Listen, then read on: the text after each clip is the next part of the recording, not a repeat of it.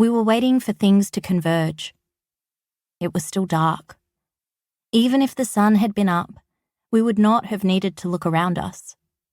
It was the same dirt, lazily punctuated here and there by dry grass. The same rust-ringed cement water trough close to the fence line. The same white cypress pines that dotted our own family's properties. A landscape as familiar to us as the backs of our own eyelids. And we knew we'd found the spot again by the smell. It pushed its way into our nose and throat like a rod of twisted tissue, rammed so far it hurt. It was the smell of dead lambs left to rot in the sun. The stitches in the man's arm tugged as he turned the steering wheel of his ute. From his vantage point in the driver's seat, the main house was just a smudge in the distance.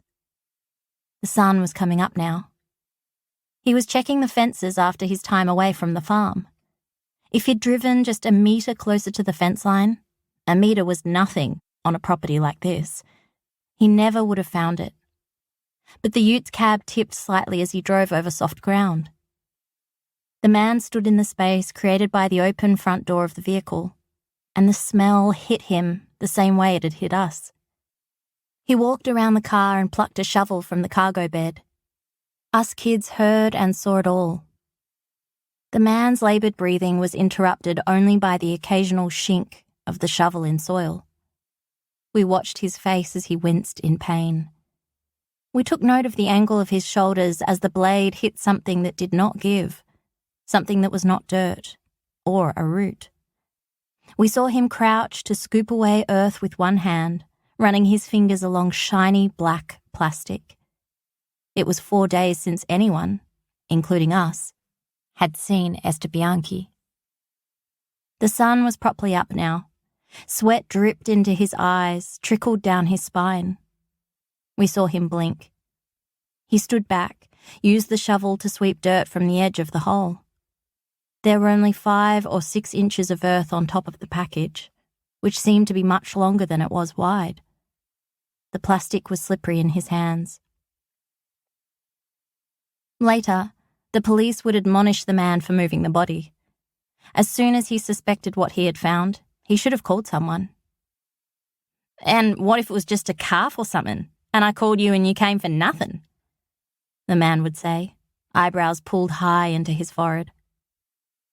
Why would a calf be wrapped in black plastic?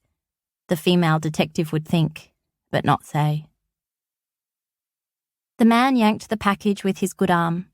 The earth gave the parcel up, and he fell back, his leg bending awkwardly beneath him. He scrambled away, his stitches pulling, pain unfurling like a flower. He stood and looked towards the distant house before stepping forward. The man unwrapped the plastic, ignoring the pain in his arm, retching at the smell.